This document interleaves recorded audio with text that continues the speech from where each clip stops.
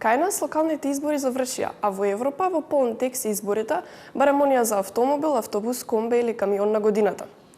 Порше го лансира своето трето електрично возило. Рено го прикажа трафикиот тек, додека Lotus EMEA гурна сопствениот рекорд за брзо полнење на батериите и по втор пат го освојува светскиот врв. Европската легислатива претрпува промени со цел поголема безбедност за сообраќајот, а од Америка ни доаѓаат два новитети. Врзите ги ремените, тргаме!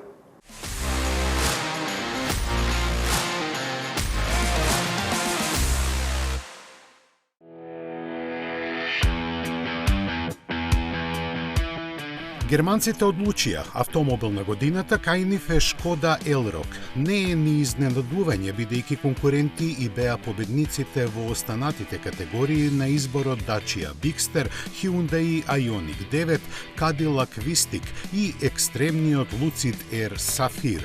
Но изненадување е што чешкиот модел во октомври е најдобро продаваното електрично возило на германскиот пазар со 3320 единици, за малку повеќе од Volkswagen ID7 и ID3. Согледувајќи го тоа, представниците на Шкода изјавија дека Елрок очигледно го има погодено моментот. За ваквите резултати влијание секако имаат и неговите карактеристики и цена која во Германија му изнесува 34.000 евра. Треба да се спомене и дека Елрок е трет модел поставен на MEB платформата на Volkswagen што ја освојува оваа награда.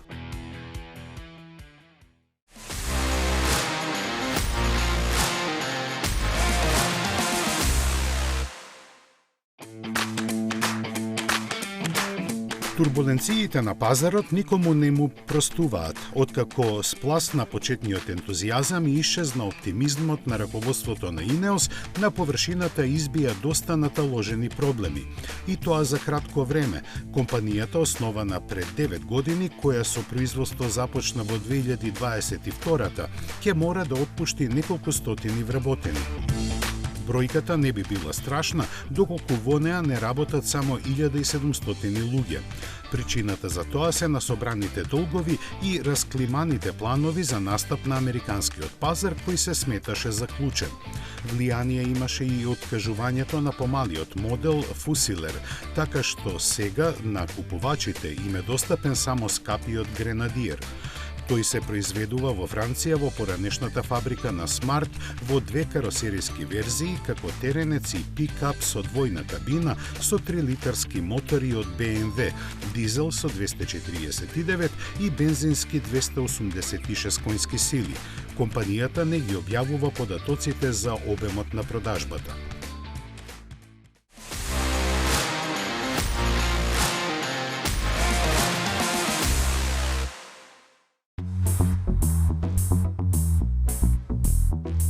И официјално MG S6 EV ја имаше својата премиера и веќе е достапен за нарачување за почеток само во Велика Британија. Представува еден од најамбициозните електрични модели на марката кој директно ќе ги напаѓа Volkswagen ID4, Škoda Enyaq, Tesla Model Y и сличните на нив. Понудата стартува со верзиите со еден електромотор од 245 конски сили, чии батерии обезбедуваат автономија од 530 км. Посилната варијанта има два електромотора со вкупно 360 конски сили и погон на сите тркала. Автономијата е нешто помала, а забрзува до 100 км на час за 5,1 секунда. На располагање се 5 режима на возење и исто толку нивоа на регенерација на енергијата, но за жал поддржува полночи само од 150 киловати. Тоа значи дека за постигнување 80% од капацитетот ќе бидат потребни добри 38 минути. Опременоста е издашна, а дизајнот многу сличен на помалиот MG S5. Цените стартуваат од 38.000 фунти.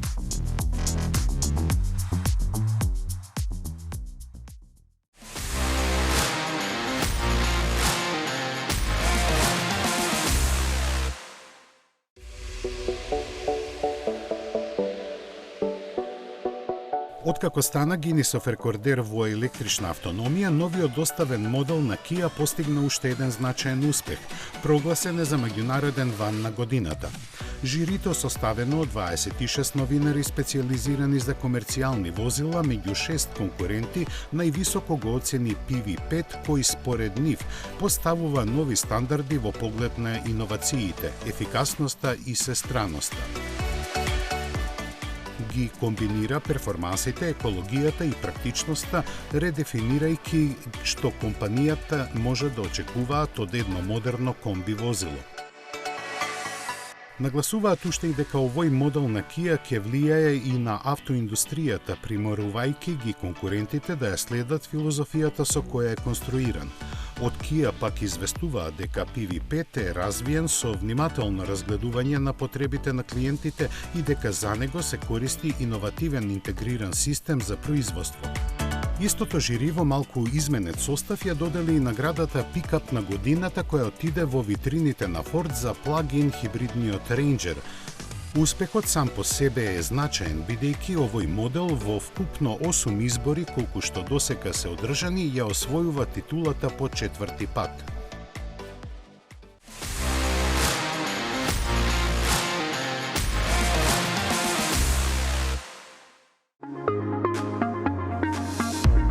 Hyundai повторно провоцира и со импресивниот концепт наречен Кратер најавува нова линија производи. Замислен и изведен е како компактно теренско возило кое преку дизајнот визуелно ги изразува своите способности и издржливоста. Дело е на Американскиот технички центар, а линиите му се прецизни и скоро уметнички. Подвозјето е заштитено со широка плоча која ја зацврстува структурата на возилото и дополнително ја нагласува неговата робусност. Внатрешноста е функционална со технички облици и меки, но издржливи материјали. Електричниот погонски систем вклучува бројни функции кои помагаат при совладување на различни теренски препреки, снег, песок или кал, а тука се и системите за асистенција при возење на надолница и влечење приколка. Технички детали уште не се објавени, бидејќи не е планиран за сериско производство.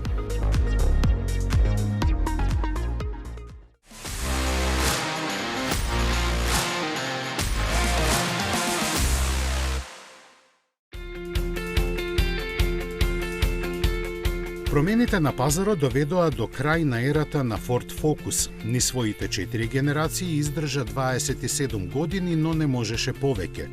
Свртувањето на купувачите кон се присутните спортско корисни возила му пресуди. Последниот примерок, Ford не го удостои ниту со едно кратко збогум да му заблагодари што толку долго беше символ на динамичните возења и модерните технологии со кои заедно со пристапните цени им донесе 12 милиони купувачи. Беше револуција кога со својот New Age дизајн го замени легендарниот Ескорт и со 444 поени ја освои титулата Европски автомобил на годината пред Opel Astra, која имаше 269 и Peugeot 206 со 248 поени. Тоа беше тогаш, но сега на купувачите им останува да бираат нешто друго, а на работниците во фабриката Карлсруе, каде се произведува, да се грижат за своите судбини. Едно сепак е сигурно. Фокус ќе остане запаметен како автомобил кој одбележа едни времиња за кои генерации возачи веќе жалат што поминале.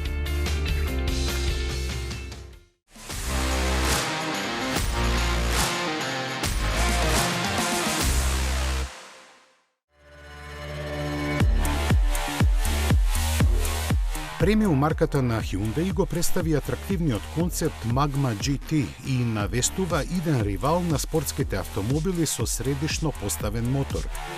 На паралелен настан одржан на патеката Пол Рикар во Франција, по повод прославувањето на 10 годишнината од брендот, страстите се подгреа, а можеби се најавува и тркачка верзија на идниот спортски автомобил.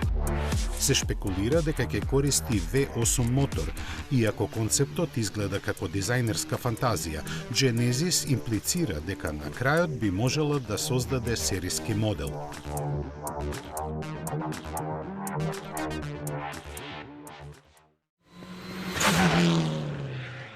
15 години вие одбирате, ние купуваме за 24 часа. 15 години над 10.000 клиенти. 15 години општествено одговорна компанија. 15 години доверба. 15 години лидери на пазарот. Финансираме патнички возила, комерцијални возила, камиони, пловни објекти, опрема и машини за вашиот бизнис. Во потрага сте по совршен автомобил? Со Чери добивате повеќе. Закажи тест возење на cherry.mk.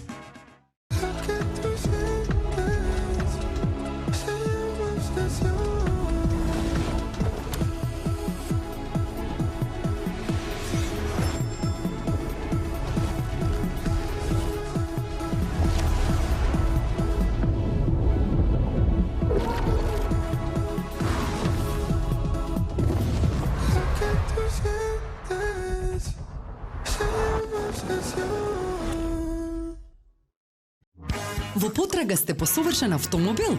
Со Чери добивате повеќе. Закажи тест возење на cherry.mk. Фронтера. Уоу, колку многу простор. Вау, ова беше брзо полнење. Новата Opel Frontera од 21.000 евра. Во потрага сте по совршен автомобил? Со Чери добивате повеќе. Закажи тест возење на cherry.mk. Метрополис, број 1 радиомрежа. 15 години вие одбирате, ние купуваме за 24 часа. 15 години над 10.000 клиенти. 15 години општествено одговорна компанија. 15 години доверба.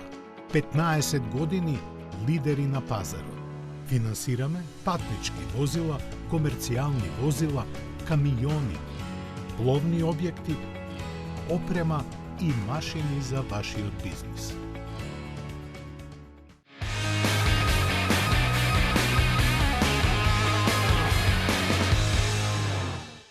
Електричните возила не напредуваат според предвидената динамика.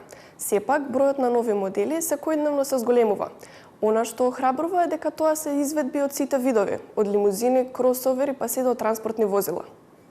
На сцената стапи Cayenne Electric, кој стана во неговата турбо изведба најсилниот серијски Porsche на сите времиња. Со многу коњи не може да се пофали Renault Trafic E-Tech, но се отвара ново подглавје во историјата на марката со неговата ефикасност.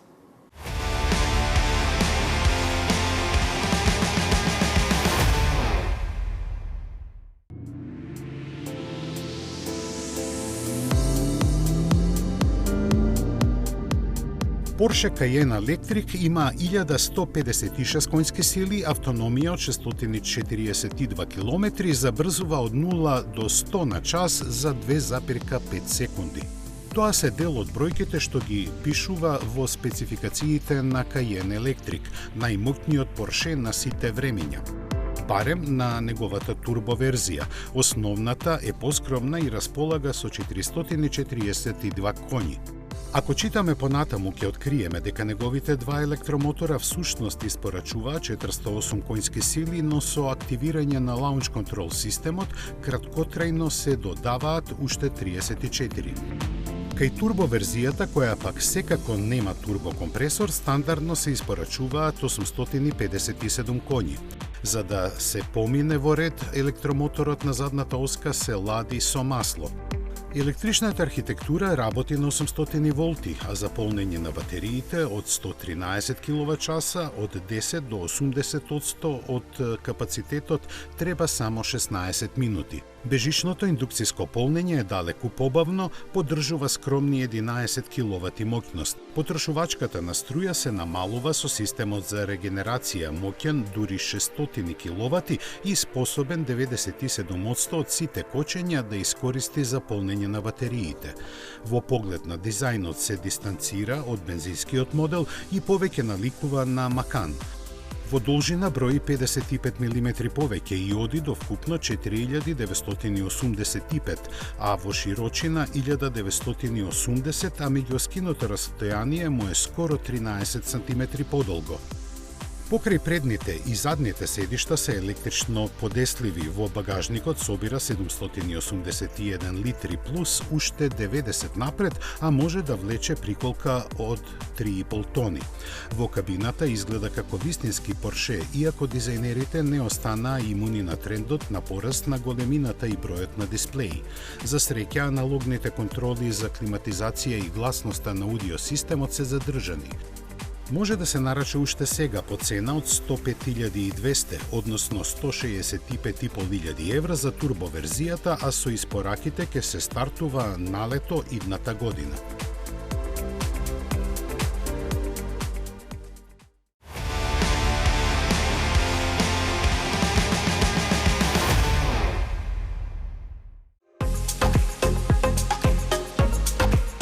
Рено го продолжи обновувањето на својата гама со новиот Трафик E-Tech. Популарниот доставен модел сега има сосема поинаков настап со футуристички дизајн, електромотор со 204 коњски сили сместен назад и 2 пакета батерии, од кои поголемиот нуди автономија од импресивни 450 км. Ке биде достапен во 2 каросериски изведби со различно голем простор за товар, но еднаква височина од 1,9 метри условена од лимитите на пристап во подземните гаражи. Во кабината има 3 седишта, дигитална инструментабла и голем централен екран свртен кон возачот. Системот за навигација ги зема во предвид димензиите и општо намената на возилото за да се избегнат несоодветни рути, а располага и со планер за патувања кој известува за станиците за полнење. Архитектурата на 800 волти овозможува брзо полнење и поддржува напојување на надворешни уреди и враќање на струјата во енергетската мрежа. Производството ќе му започне при крајот на идната година, а сегашните модели со дизел мотори остануваат во понудата.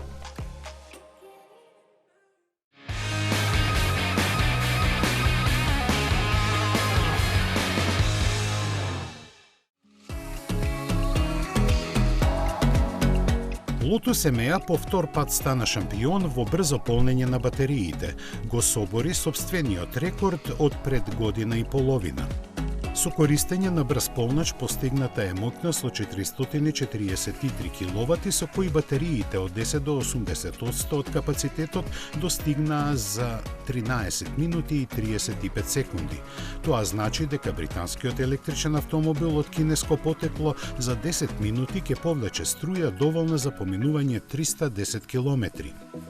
EMEA има архитектура на 800 волти и така наречена cell-to-pack структура на батериите, со чие користење на ист простор во споредба со стандардната модуларна конструкција може да се сместат до 20% повеќе батериски келии. Освен тоа се користи и нов систем за ладење за да ги подобри термичките карактеристики и ефикасноста.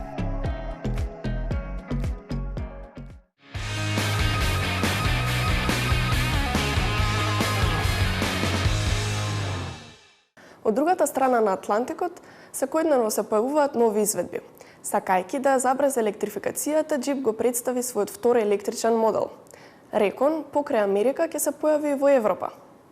И покрај потешкотиите, Nissan американците им го нуди Rogue, со погон со приклучен хибрид, кој патем речено е само блага преправена верзија на Mitsubishi Outlander.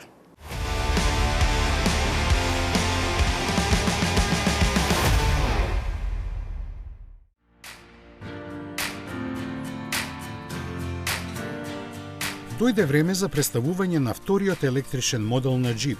Наречен Recon ги задржува класичните теренски пропорции со аглести облини на каросеријата и кратки препусти. Препознатливата маска е изведена како LED имитација, а како Wrangler има врати кои лесно и брзо се симнуваат.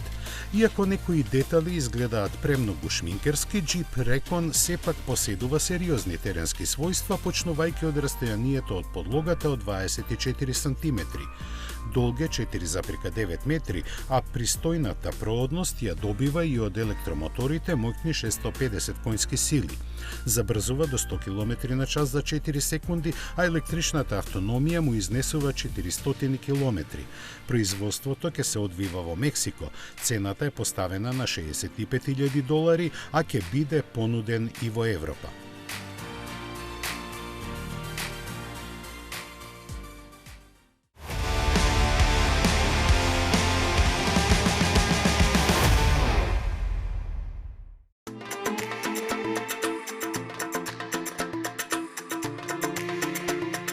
Во своите напори да ја консолидира продажбата, Nissan се сврте кон Mitsubishi и на американците им го понуди Outlander PHEV, препакуван како Rogue Plug-in.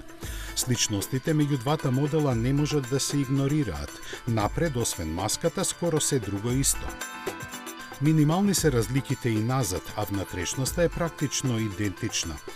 Истото важи и за опременоста и механиката. Безкомпромисниот 2,4 литарски агрегат спарен со 2 електромотора испорачува 248 конски сили, а малата батерија овозможува електрична автономија проценета на 60 на километри. За жал, не може да се користи брз полнач, туку само куќен на кој ќе му требаат 7,5 часа да си ја заврши работата. Погонот е на сите тркала, а податоците за перформансите не се објавени. Не се познати ниту цените, иако стандардниот Rogue во Европа се пласира како Nissan X-Trail. Оваа верзија не треба да ја очекуваме на стариот континент.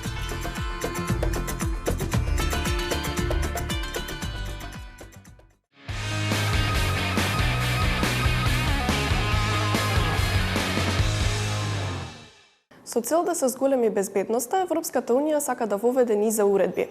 Една од нив е и задолжителни задни дневни светла. Под притисок на производителите, европските законодавци најверојатно ќе ги релаксираат условията за потполна електрификација на возилата, предвидена да стапи на сила во 2035 година. Што се однесува до безбедноста, Daimler Trucks интензивно работи на зголемувањето на безбедносните системи за камионите, со цел да ги намали фаталните последици од судирите со останатите возила.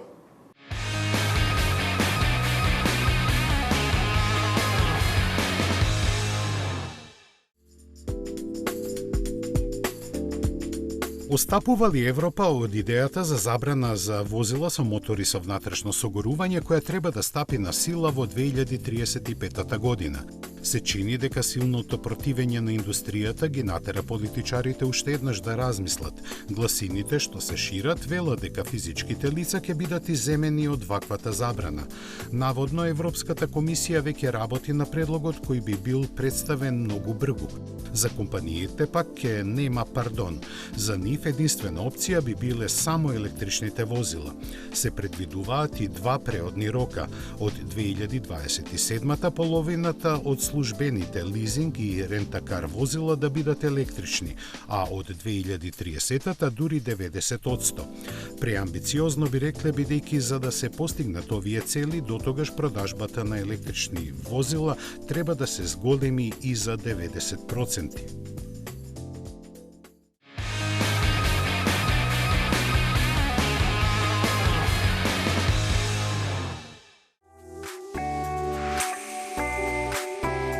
Се исправа еден сериозен пропуст на европската легислатива кога е во прашање безбедноста на сообраќајот. Досега задолжителни беа дневни светла само напред. Зашто тоа така беше регулирано не е баш јасно, но од 2027 година дневните светла ќе бидат задолжителни и назад. Возењето со дневни светла само напред доведува до опасни ситуации во услови на делумен мрак, на пример при заоѓање на сонцето.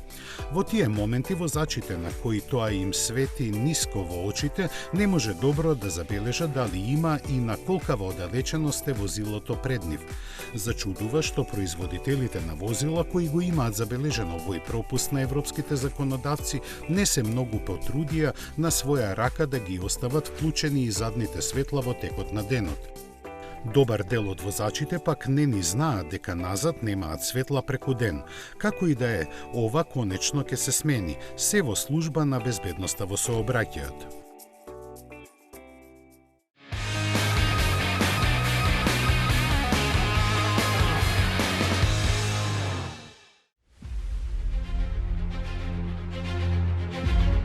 Камионското оделение на Daimler поставува нови стандарди за безбедноста на тешките возила.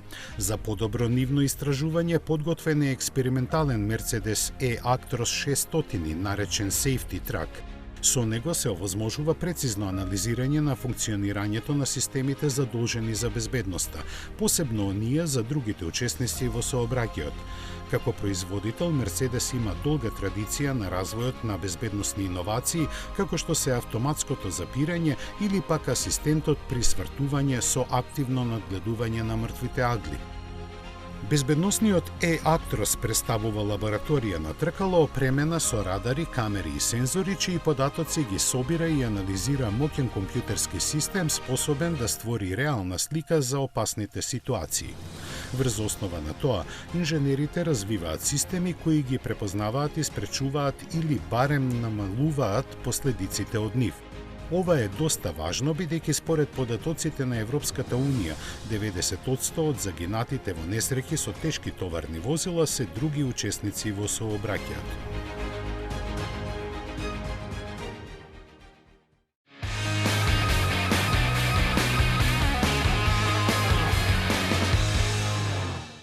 Можеби премногу простор одвоивме за електричните возила. Сега е време за новите автомобили со старите добри мотори на согорување. Од Барселона ни доаѓа новата Cupra Leon VZ со 325 коњи, а од Пекинг доаѓа тврдокорен теренец BMW 212 T01.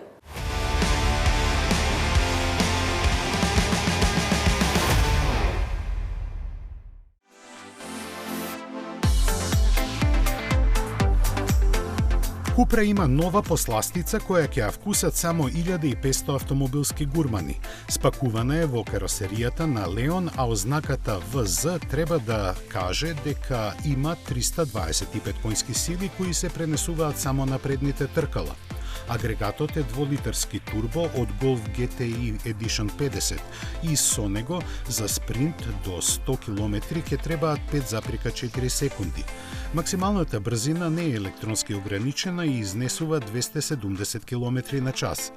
Пакетот го дополнуваат 7-степениот DSG менувач и електронски регулираниот диференцијал, кој го распоредува вртежниот момент во зависност од ситуацијата.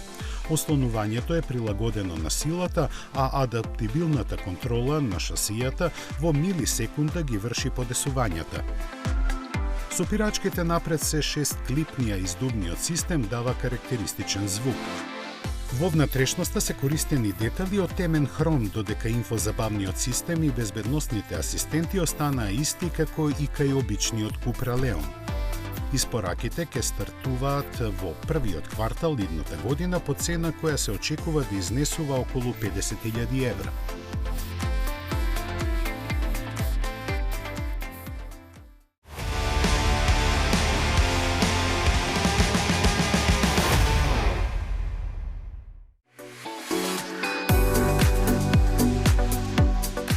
Беше покажан на салонот на автомобилите во Минхен, а сега веќе пристигна на пазарот. Теренецот на Beijing Automotive Works започна да се продава во Шпанија.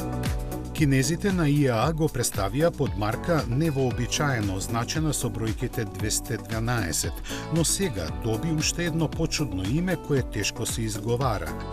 Юду 6. Тоа сепак нема да ги одврати купувачите, бидејќи од компанијата која го увезува тврдат дека за цена од 39.000 евра се добива теренец способен да се справи со најтешките услови.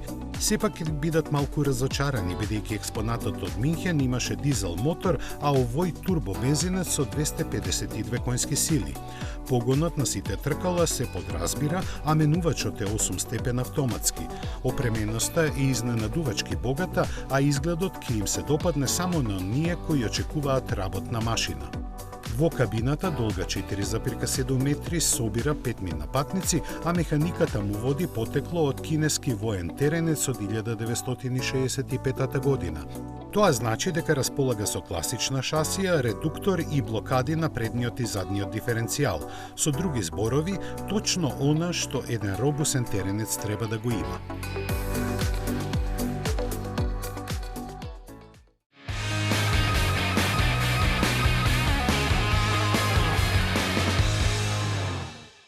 Европското ауто без жири ги објави 6 финалисти, од кои еден ќе го понесе блескавото признание. BYD Dolphin Surf, Citroen C3 Aircross, Fiat Grande Panda, Ford Puma Gen E, MG S5 EV и Renault 4 се финалистите за наградата Auto Best 2026. Овие 6 модели ќе се надпреваруваат за посакуваната награда Best Buy Car of Europe, највлијателното признание за најпристапната вредност на автомобил во европскиот пазар.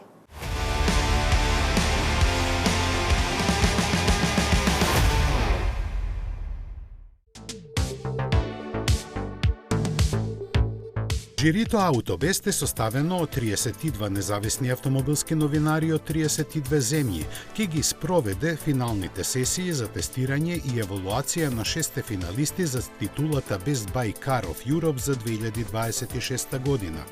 Во Теесдорф, Австрија, жирито темелно ќе ги оцени според широк спектар на критериуми: BYD Dolphin Surf, Citroen C3 Aircross, Fiat Grande Panda, Ford Puma Gen E, MG S5 EV и Renault 4. Класичниот концепт Аутобест еволуира во сосема новиот Аутобест Conquest. За прв пат досега, јавноста активно ќе учествува во изборот на Best Buy Car of Europe и уште 3 нови награди, гласајќи заедно со професионалното жири на Аутобест. Почнувајќи од јануари 2026 година, потрошувачите низ цела Европа ќе можат да гласаат онлайн за својот предпочитан финалист. Јавното гласање ќе остане отворено до крајот на март 2026 година, завршувајќи во живо за време на шоуто Autobest Conquest. Гласањето на јавноста ќе представува 50% од конечниот резултат, а гласовите на жирито ќе ги представуваат преостанатите 50%. Победниците ќе бидат избрани во живо и објавени за време на големото финале, гала вечерта на доделувањето на наградите.